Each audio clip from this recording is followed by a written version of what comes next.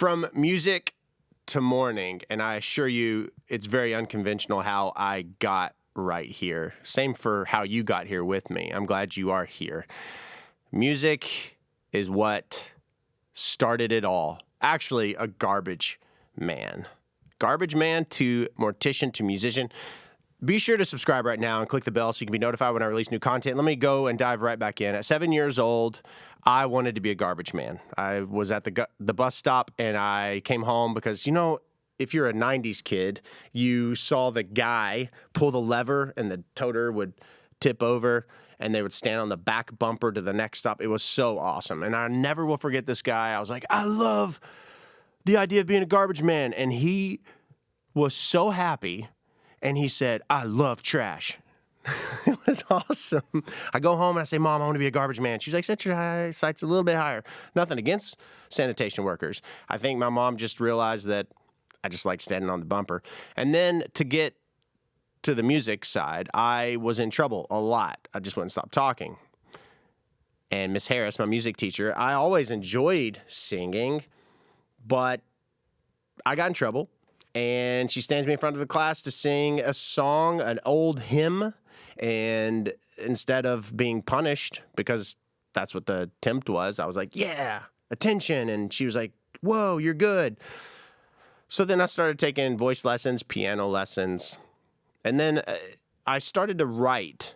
I wrote poetry. I wrote stories, short stories, because that was my way to escape childhood trauma, things that were happening that I didn't understand at that time, but those ended up becoming songs because I would add melodies.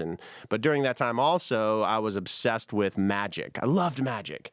I wanted to be a magician and travel the world and captivate audiences with sleight of hand magic tricks. And after that, I became this musician because I was writing these songs and I was like, attention, and I was going to travel the world and be the next Justin Bieber, and started that trajectory. And I was releasing music, and this is very scaled down, by the way, touring.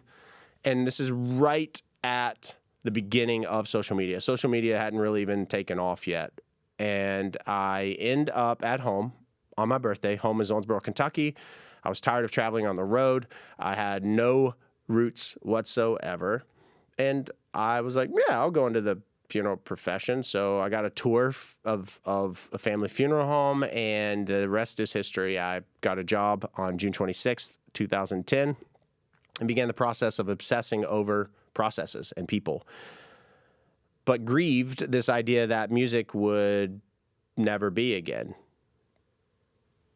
But I know that you were put here to do something. There is something in your gut. Stephen Pressfield has this amazing book. I encourage you to read it. It's called The Art of War. The War of Art. Dang it. I always say it wrong. The War of Art.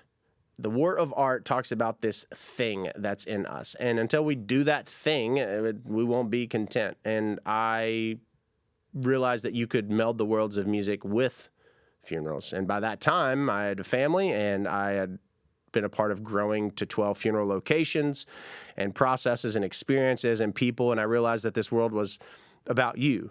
It's this selfless world. It's not a selfish world. Many go their entire lives never realizing that. And I'm grateful to have had that experience. And it was really funny because I thought that this is what was going to happen, and man plans and God smiles. And I am thriving in the funeral profession, and yet miserable mentally because of post-COVID and being a leader for everybody and being like, everything's great, when inside I was dying, I felt like. So I turned to what I had always turned to in the past, which is ironic. I'm talking about tragic. I wrote and recorded a record amidst and at the tail end of COVID, wholly inspired by not just those 2 years, but my nearly 13 in the funeral profession. And it's interesting because at that same time, my love for the funeral profession was caught on camera, and I went viral on TikTok for my works in the funeral profession. And because of that, they found all of my works as a musician. So they found all the music And then all the new music that released caused this snowball. And here I am as a creator, as a musician. I sold my interest in a funeral company. Stephen Colbert says it beautifully to Anderson Cooper in a recent interview. And there's such beauty in suffering. And we are not promised that life is going to be easy for us. It's tedious, it's difficult, it's delicate, it's painful. There's something beautiful about the suffering and pain, though, because no incredible film, no incredible song that speaks to you and sparks a thought in your heart, none of that had the ability to exist had there not been suffering. And all that, the realization that the parallels with music and funeral care, it's beautiful. You can't have a beautiful song without tragedy, and you can't have a beautiful ceremony, memorial, funeral without a beautiful song. It's funny how that works. Garbage man, musician, magician, musician, mortician, musician, mortician. You can make all the plans that you want. When you realize that there's the thing in your gut, for me, it was obsessing over making sure people are loved and creating. I have to create. And in the funeral profession, I was able to create processes. I was able to create experiences. I was able to show people that they're loved and appreciated and give and give and give, right? And the same with music.